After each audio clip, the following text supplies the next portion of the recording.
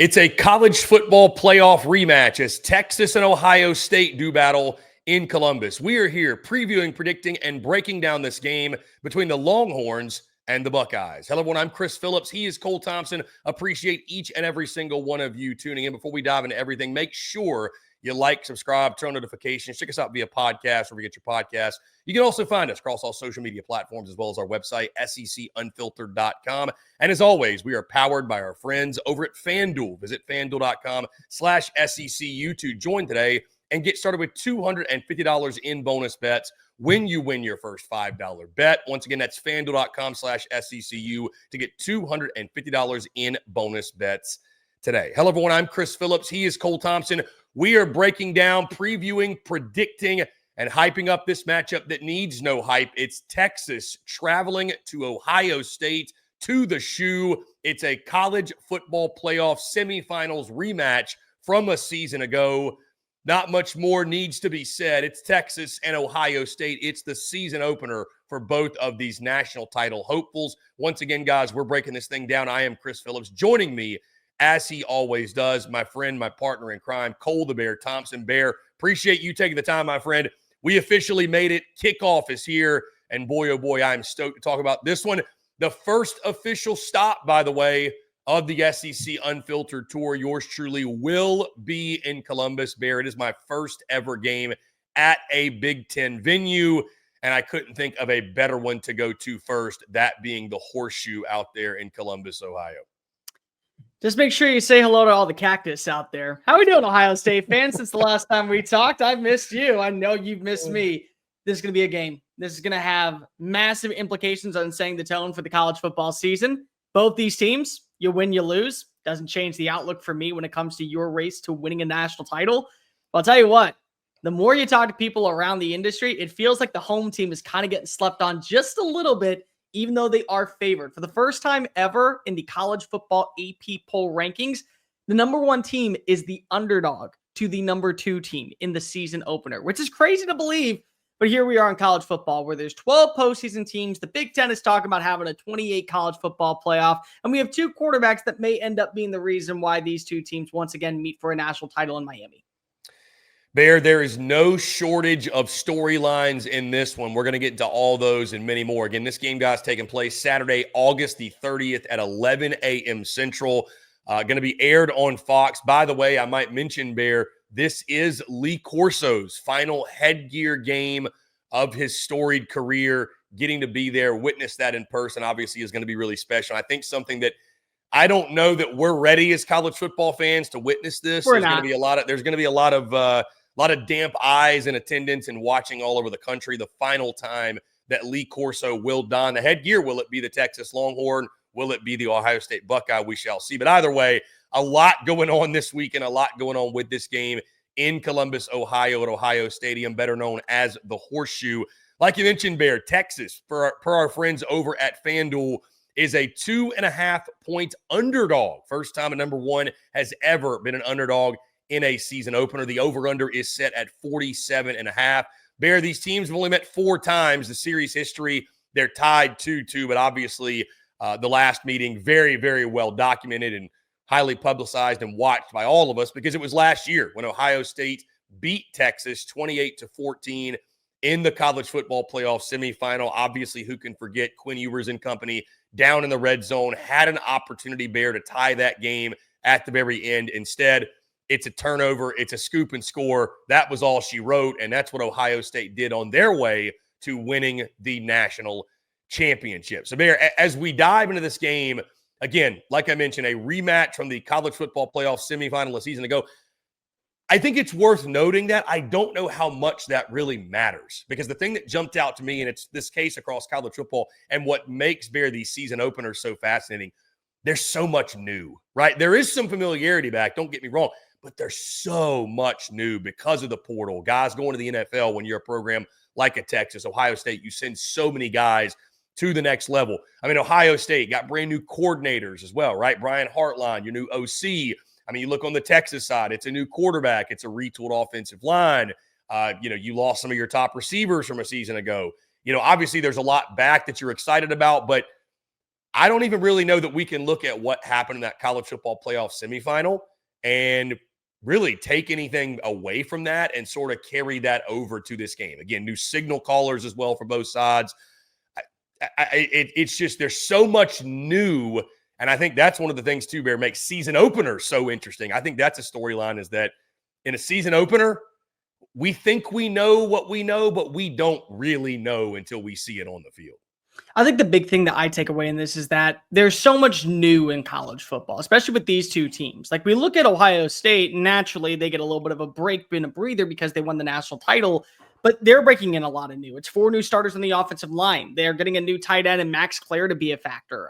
They have a slew of defensive pieces from a unit that finished top 10 in almost every single category. Now, they have some players that are back to set the standard of what is Ohio State football, whether that be a Caleb Downs, whether that be a Sonny Styles, whether that be a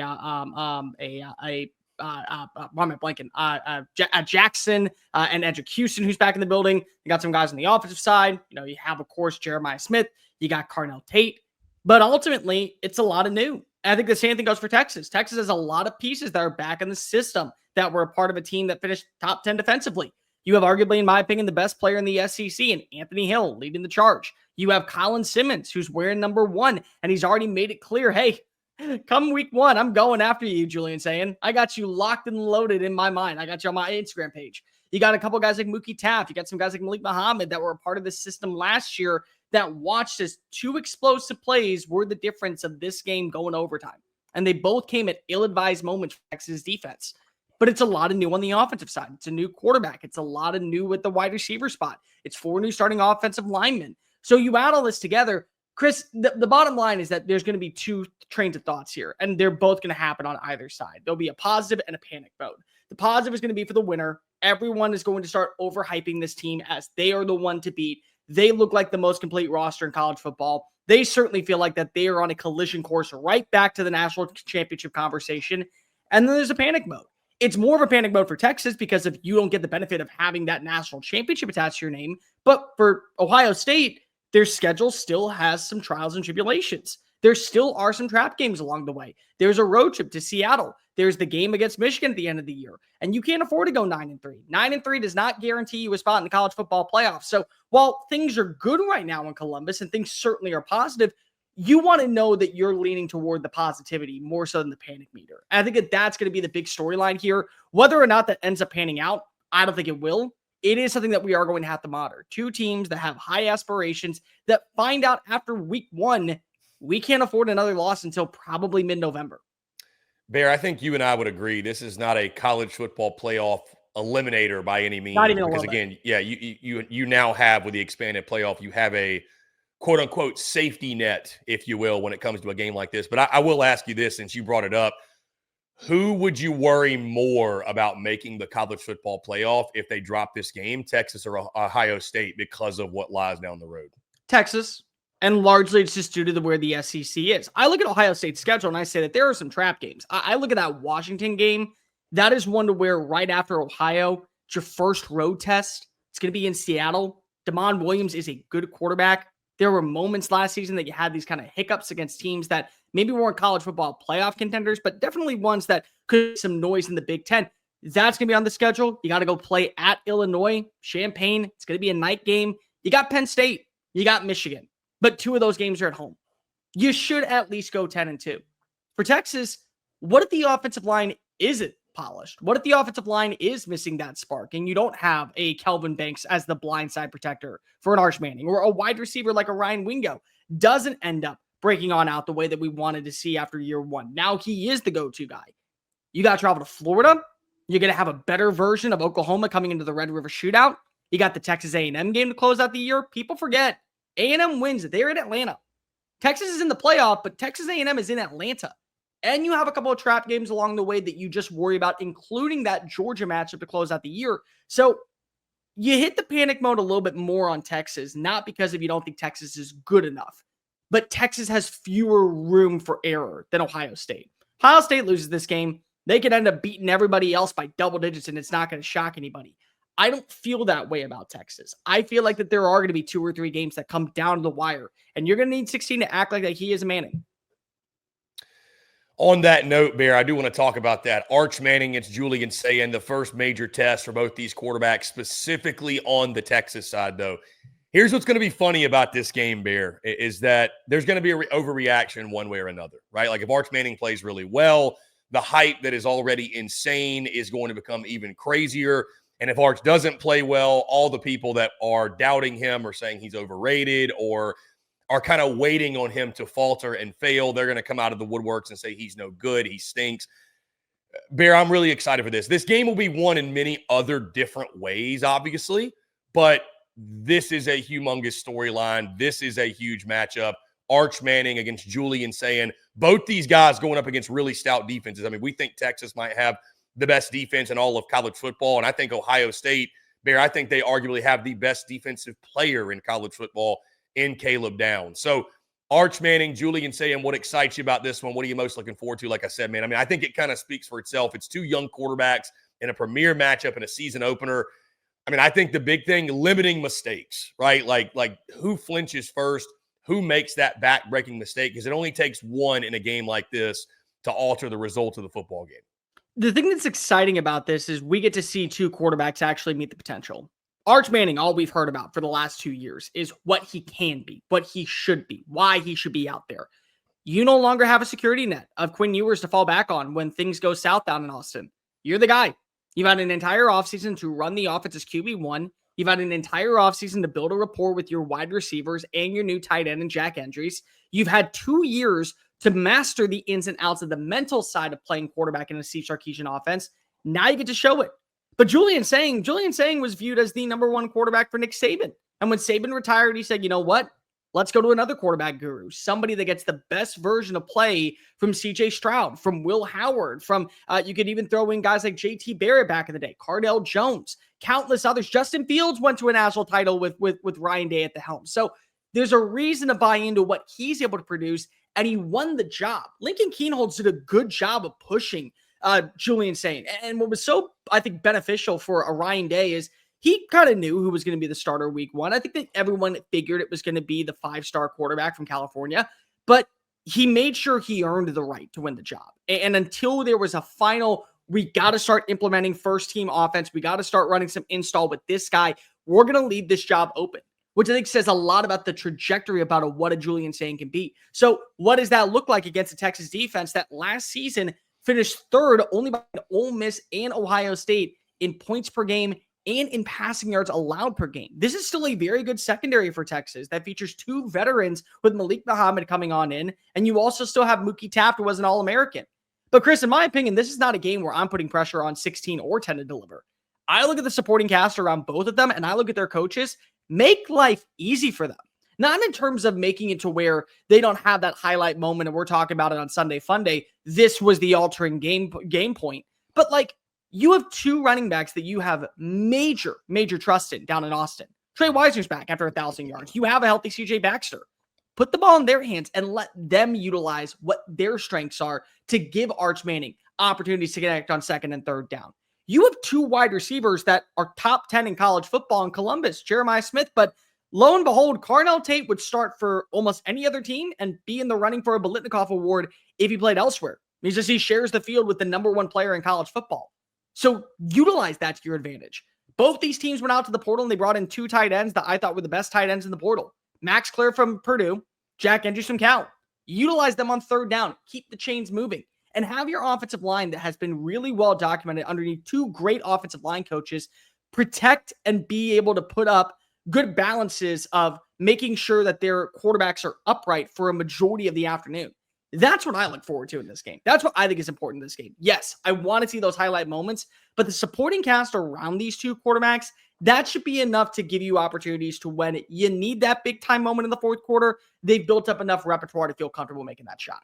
Yeah, the quarterbacks are going to get all the headlines here, Bear, but you know, football's a pretty simple game at its core, right? Like if I'm able to move you where I want you to go more often than you can move me where you want me to go, I'm probably going to beat you. It's a battle in the trenches. That's what this game is going to come down to. I agree with you 110%. We're going to make a lot of what Arch Manning and Julian Sayin do, but I think you could argue, I mean, it goes without saying, but the guy who is put in the best possible position to be successful because of a complementary run game, because his offensive line hit the ground running and perform well, because we don't know what either one of these offensive lines are going to be. They're both retooled, right? I mean, they both lost a bunch of guys.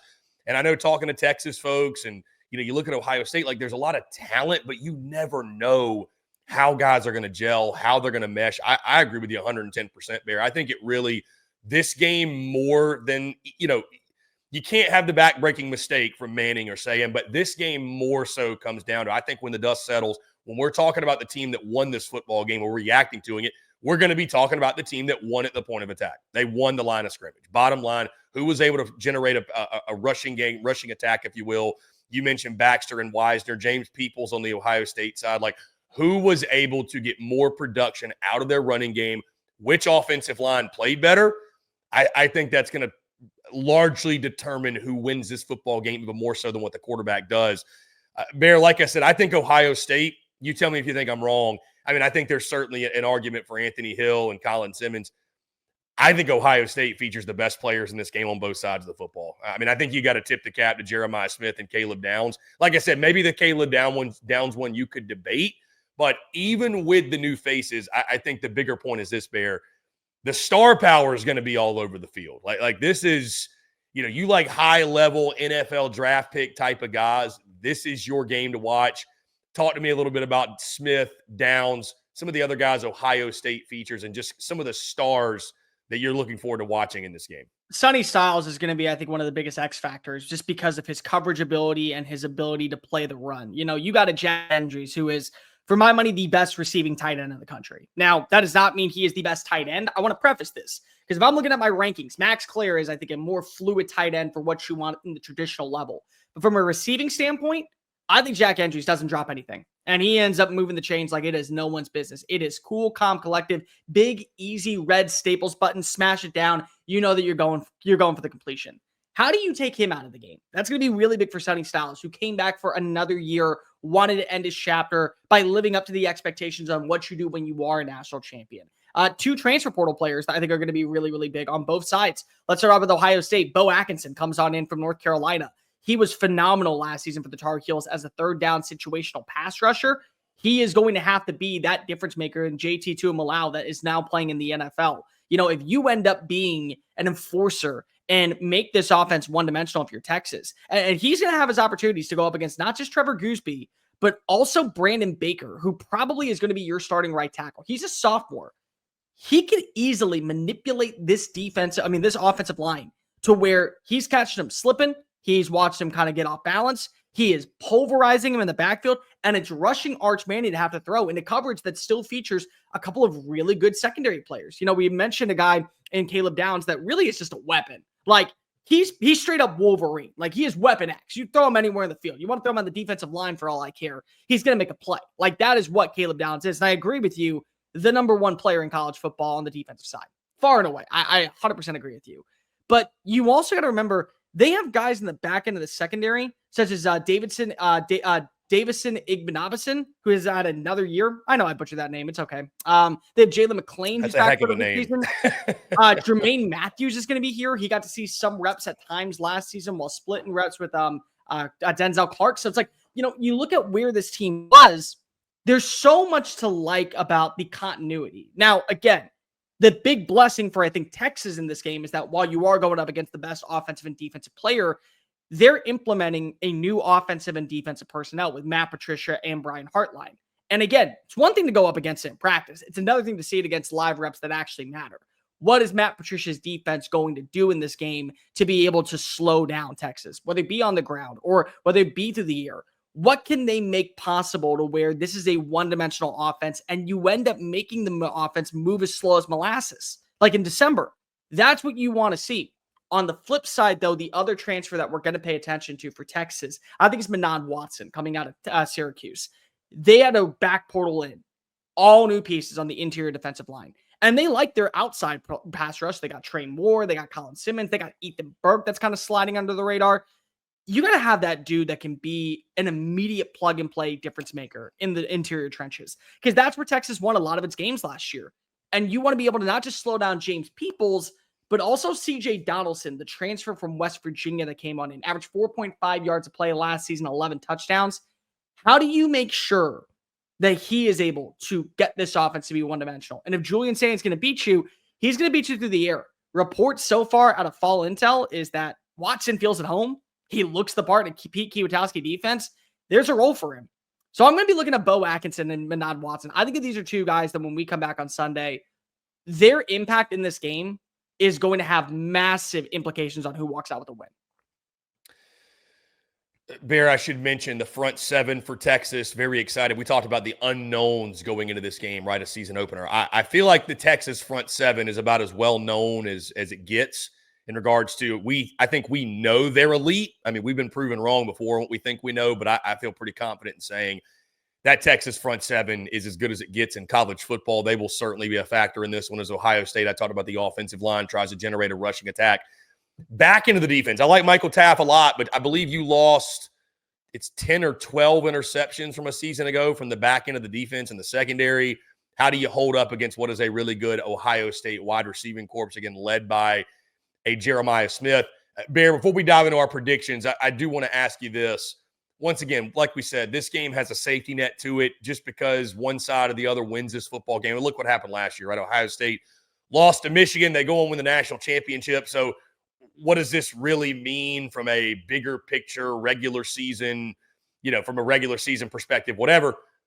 But because the Big Ten has won back-to-back national titles, because there's this feeling across some of the college football universe that the Big Ten has surpassed the SEC in regards to conference supremacy, ironically enough, Bear, because they just joined the conference literally a year ago or so, Texas is carrying that SEC flag into Columbus. Like, this game, I think, goes beyond just what it means for the Texas Longhorns and their season and their outlook. And I know that SEC fans won't necessarily be pulling for Texas, don't get me wrong, although if there's a team that maybe SEC fans hate more than Texas, it is Ohio State. This feels like a pretty big one for conference perception. I mean, I think most of us would agree, hey, top to bottom, the SEC is still a better conference. I don't think the depth can be challenged. But has the Big Ten surpassed the SEC when it comes to the top end, the elite teams? I mean, listen, a game like this, you have your chance to prove it on the field. I think this one's going to go a long way in that argument, whether it's the SEC or the Big Ten kind of puffing their chest out after this one. It will, but also I think that it matters when we talk about those tier 2 teams. Like, 100% agree with you. Right now, what I'm looking for, especially in the Big Ten this year, and as an SEC guy, I'll admit that I lean on the SEC, but I love college football. I want to know what is going to be the tier 2. Is it Michigan, an insert team here, and then a bunch of 8 and 4s? Or is it going to be maybe a Washington and Illinois once again lives up to expectations? USC does its job. You get a good another season from Kirk Cignetti out in Bloomington, Indiana. That's what's going to separate it. But at the top, Chris, it's really hard to argue that right now the Big Ten has not surpassed the SEC at the top. Because if you look at where Ohio State is good enough to win a national title against any team in college football, including every team from the SEC. Oregon last season was the only team that was undefeated. Now, they were brand new. They just plopped themselves right in, just as Texas did for the SEC, but they were the only team that went undefeated. And their just reward for doing what was asked of them was to be boat raced in the Rose Bowl against Ohio State and route to their national championship. So regardless, we changed that rule, which is a good thing. I think Penn State this year is still built to win a national title. You know me and you know my rankings. I have Penn State as the number 1 team in college football this year. I'm putting a lot of faith in James Franklin, which is bad juju for me. But from a talent perspective, they're up there with Texas. They're up there with LSU. They're up there with Georgia. They're up there with Alabama. They are. And I think at this point, to be able to get a win like this on the road in their backyard, Big Ten country, even though it's not the winner, it still is the shoe. Like, the shoe is still one of the more hostile environments in college football. It is, in my opinion, one of the, what you would call Vatican City Cathedral of chaos. It is. The history, the ambiance, the atmosphere, the fan base, the volatility, the matchups, the storylines, everything that you want on a college football Saturday, just like you want in the Vatican City, the Cathedral of Chaos. It's there in Columbus. And for a lot of Texas fans, I think that they would be vindicated to see Arch Manning march on into that building and be able to say, if we played last season over Quinn Ewers, maybe we would have a national title. It's not the same team. You and I both know that. And I want to make this abundantly clear. I think Ohio State rightfully earned its national title last season. And best of all, they proved it constantly on those explosive plays and the second counteractives against Texas. They were the better team that Saturday. I mean, that day down in Arlington. They were. But there will be a slew of Texas fans that will convince themselves to say, if Arch played in this game last season, we don't lose. And again, that one fumble, we end up punching it in. We go to overtime. Who knows what happens? That was the national championship, in my opinion. That was the game that we knew who was going to be crowned the king of college football. I think it would be saying something if you were able to go handle business in the backyard of the Buckeyes, fresh off a national championship, even though there is a lot of new. And this isn't going to affect either side of the way the college football playoff looks at them. A pair of teams, no doubt, that are two of the favorites when it comes to winning the 2025 national championship, both Texas and Ohio State. Bear, let's give some predictions here. Let's lock them in. Like I mentioned, Longhorns via our friends over at FanDuel. Go place your bets today at FanDuel.com/SECU. Texas is a 2.5-point road favorite. The over-under set at 47.5. Like I mentioned, first time ever that a number one team in the AP poll has been the underdog in week one in their season opener of the college football season. Bear, you want to go first, or you want me to lock this thing in first? I'm giving you the option. You want me to set the stage for you, or you want to go ahead and I know who you're taking, so let me just be the bad guy real fast and be able to not have people come for me. If this game was played any other week besides week one, I think Ohio State wins. I think Ohio State wins soundly because I think that there is something to be said about a quarterback built like Julian Sayin that has reps, has time, has continuity to build a rapport with this wide receiver corps, knowing he's QB1, that gives him the slight edge. I think there's time for Matt Patricia to get comfortable calling this defense against live opponents. I really do. I don't think it can happen in week one. I just don't. And that's maybe me being a little bit condescending. Maybe that's my SEC loyalty.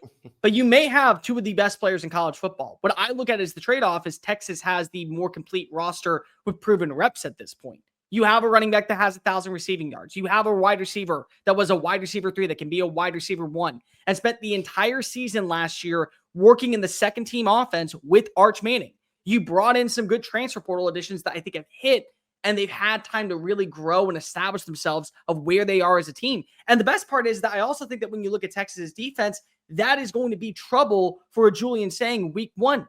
Again, you give Julian Sayin 2 or 3 warm-up games, absolutely, this goes down to the wire, and I promise you, I think Ohio State comes out on top. I think the Horns win this one.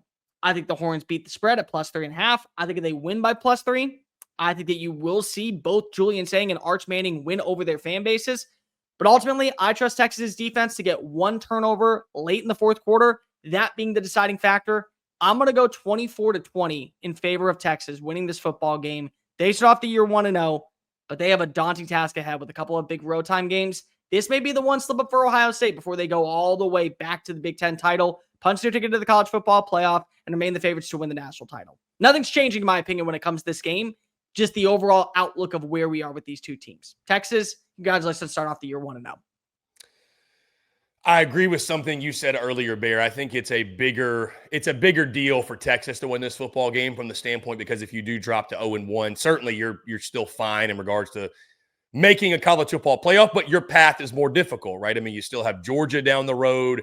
You know, you got to go to Florida. You got Oklahoma and Red River. Like, I think it's a more daunting path if you already start coming out of week one at 0-1 than Ohio State if they do the same thing. So I agree with you from that standpoint. You know, Bear, it's interesting. And again, I will say, I want to reiterate, I'm so excited to get to the shoe. I'm an SEC guy, obviously, through and through, but I'm like you. I love college football. I love college football stadiums. I love, obviously, seeing new stadiums. It's why I do this on a weekly basis. I love going to new places, meeting new people. It is funny, too, Bear, a fun wrinkle with this. Normally, right, I'm going to an SEC on SEC game. I don't get chirped from either side because we're SEC Unfiltered. It's like, hey, we're just here to have a good time, and we want to see a great game, and we're here to mingle with everybody. I am fully prepared for what is coming my way when I go to Columbus. We are going to get chirped, and we're going to get chirped hard. I went to the bowl game last year between Alabama and Michigan and was wearing same thing, SECU stuff, and got chirped by Michigan fans. So I felt like that was kind of an appetizer because I understand the way Big Ten folks, especially Ohio State folks, feel about the SEC. So any Ohio State fans watching this, I'm ready for it. I can't wait. It's going to be a ton of fun. And again, the Horseshoe has always been one that's been on my bucket list of venues to get to, Columbus, cities to get to. I've heard great things about it. Cannot wait, Bear, to experience this and what should be a great atmosphere. Admittedly, this entire preseason, I really thought I was going Texas in this game. I felt like, just at first glance, yeah, Texas kind of feels like the right pick. But then the more I thought about it, and again, like I said earlier, the headlines are going to come back to Arch Manning and Julian Sayin. They're the quarterbacks. They're the new gunslingers, if you will. You know, Arch Manning, we've seen more of than Julian Sayin. We've seen Arch play, but not really against elite competition. We saw him against Georgia very, very sparingly, and it didn't go really well. Granted, I don't overreact to that because that was a tough situation he was brought into, but he's done some good things, but not against the likes of a team like an Ohio State, especially not in a building like what Ohio Stadium will be on August the 30th. But this game to me comes more so down to the trenches. It does. And I agree with you, Texas's front seven. That is a huge, huge factor in this football game. How they're able to disrupt Julian Sayin, how they're able to put him in some really uncomfortable positions, some third and longs, force him into mistakes. But the thing I keep coming back to, and I'd love to be proven wrong, obviously. I'm very openly pulling for Texas. There is no question in this game who we are going for. I have trouble getting behind the idea, brand new quarterback, brand new offensive line, going into a hostile environment and coming out with a win. So for that reason, I am going Ohio State. I think that is the difference. I think Arch Manning maybe makes one more mistake than a Julian Sayin does. Again, I need to see it from the offensive line. I'm not saying it can't happen, but I think it's a big ask to go into a place like the Horseshoe with so much new offensively and come out of there with a win, because Ohio State's got a bunch of new too, but they are loaded with talent, obviously defending national champions. So give me the Buckeyes, Bear. Again, I thought all preseason I was going to go Texas, but when we really started to look at this game and dive into it and look at the rosters, I think it is a coin flip game, obviously, as indicated by the spread. But I like the home team here. Yes, they have new on their O-line. Yes, they have new at quarterback, but they are at home, so there's some familiarity there for them. I'm a little bit more comfortable taking Ohio State than Texas, where you're bringing a new quarterback and a new offensive line on the road into a hostile environment. I'm going Ohio State 24, Texas 20. I'm actually the flip of you, the inverse. I think it's going to be a one-possession game, close game, down to the wire. I just trust Ohio State a little more. And also, too, I trust the fact, Bear, because they have the best players in this football game on the offensive side and the defensive side. Jeremiah Smith, Caleb Downs. I think one of those guys makes a big play. I think when you have the best players in the game on both sides of the football and you're the home team, there's a lot going for you. I think there's a lot in your favor. So I'm going Ohio State. I've got my fingers crossed and I'm dead wrong, but I like the Buckeyes to win this game 24-20. If the Buckeyes win this game 24-20, I will come on here on Sunday Funday and eat a cactus for our friend Freedom.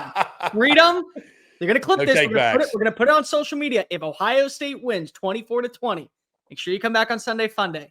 I will eat, with the prickliness and all, one cacti from my state. I don't want to see that, Bear, but I have to say no take-backs because I need to see it if that indeed happens. I know you're a man of your word. Guys, we'd love to hear from you, Texas or Ohio State. What are your predictions? What are your keys of the game? Who wins this football game? Drop them in the comments below.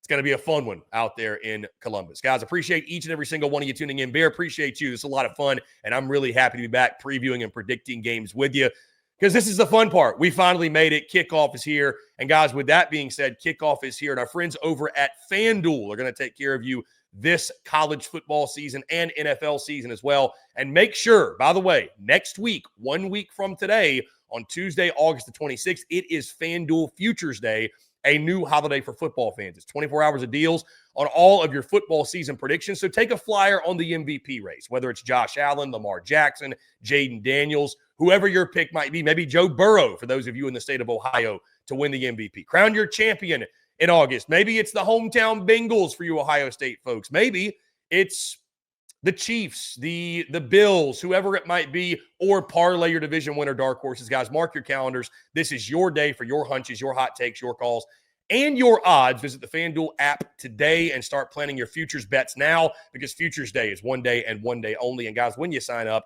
make sure you do so over at FanDuel.com/SECU. That's FanDuel.com/SECU. FanDuel.com/SECU. FanDuel, play your game. Guys, once again, we appreciate each and every single one of you tuning in. As always, make sure you like, subscribe, turn notifications, check us out via podcast. Wherever you get your podcast, you can also find us across all social media platforms, as well as our website, secunfiltered.com. For Cole the Bear Thompson, I'm Chris Phillips. Appreciate each and every single one of you tuning in, and we will catch you all on the other side.